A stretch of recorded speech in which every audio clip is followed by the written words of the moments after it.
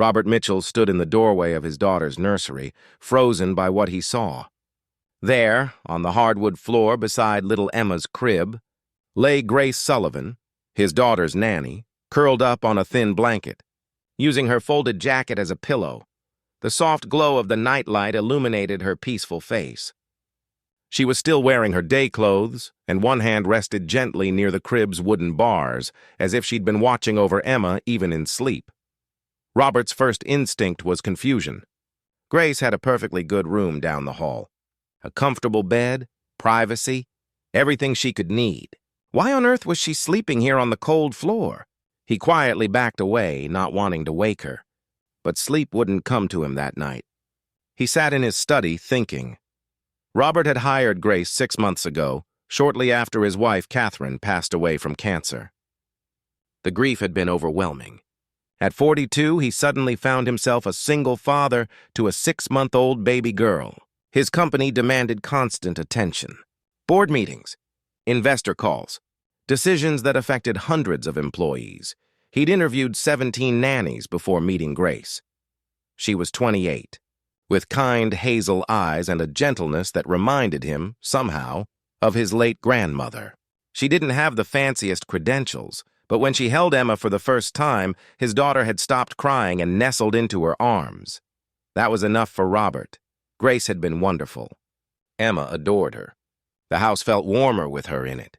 She sang old lullabies Robert half remembered from his own childhood. She read to Emma for hours, even though the baby couldn't understand the words yet.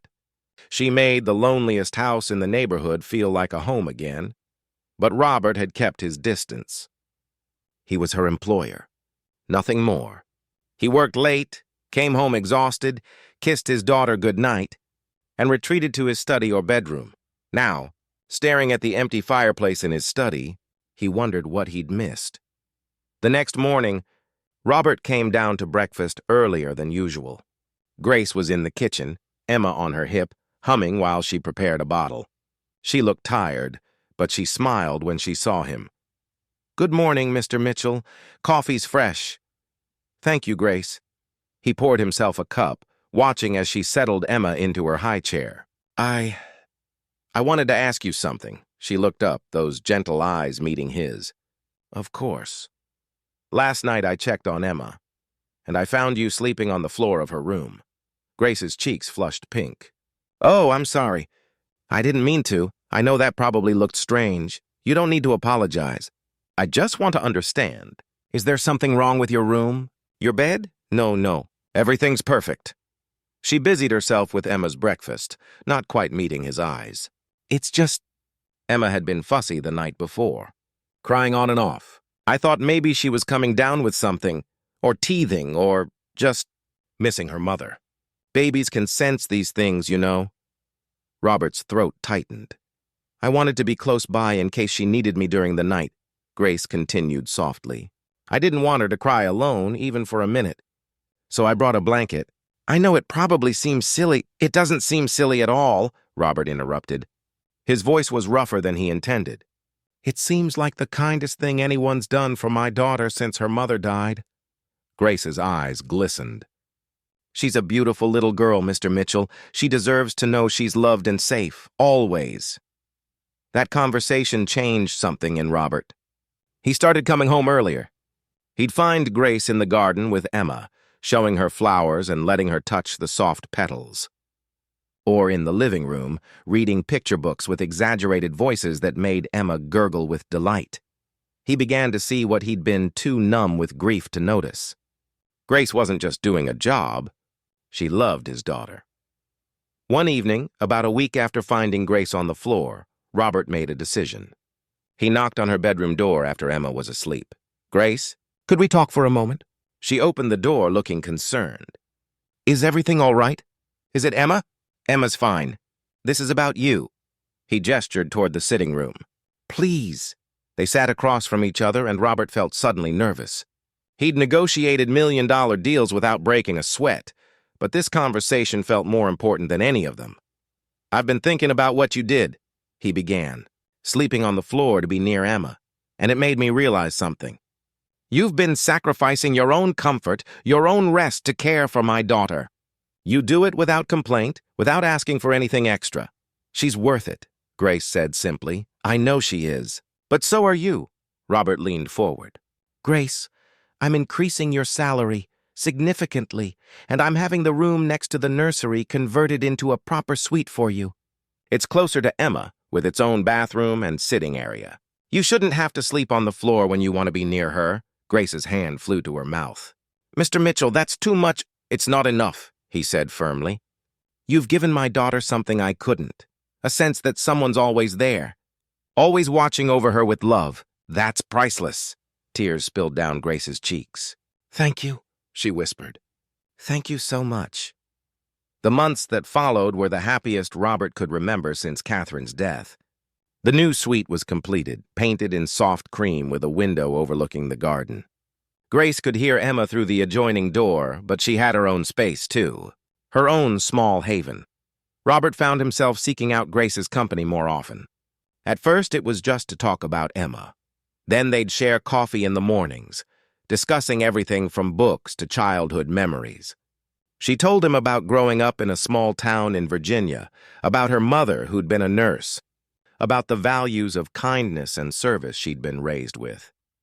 He told her about Catherine, really told her for the first time. About their college romance, their dreams, the devastating diagnosis that came just months after Emma's birth. How he'd felt lost in a dark tunnel with no light. You're finding your way back, Grace said one evening as they watched Emma play on her blanket. You're a wonderful father. Catherine would be so proud. Something shifted in Robert's heart. This wasn't just gratitude he felt. It was something deeper. Emma's first birthday came in the spring. Robert threw a small party, just a few close friends, colleagues, and their families. Grace had baked the cake herself, decorated the house with gentle pastel colors, and organized simple games for the children. As Emma smashed her first piece of cake into her face, laughing with pure joy, Robert looked around his home. It was full of warmth again, full of light. And Grace was at the center of it all, making sure every child had cake, every parent had coffee, every moment was captured in photos. That night, after everyone had gone home and Emma was asleep, Robert found Grace in the kitchen, washing dishes. Leave those, he said. You've done enough today. I don't mind, Grace. He took the dish from her hands, his fingers brushing hers. There's something I need to tell you. She looked up at him, those hazel eyes searching his face. When Catherine was dying, she made me promise something, Robert said quietly. She made me promise that I wouldn't stop living, that I'd find joy again, that I'd let someone new into our lives when the time was right. He took a breath. I didn't think that time would ever come. But you've brought light back into this house. You've loved my daughter as if she were your own.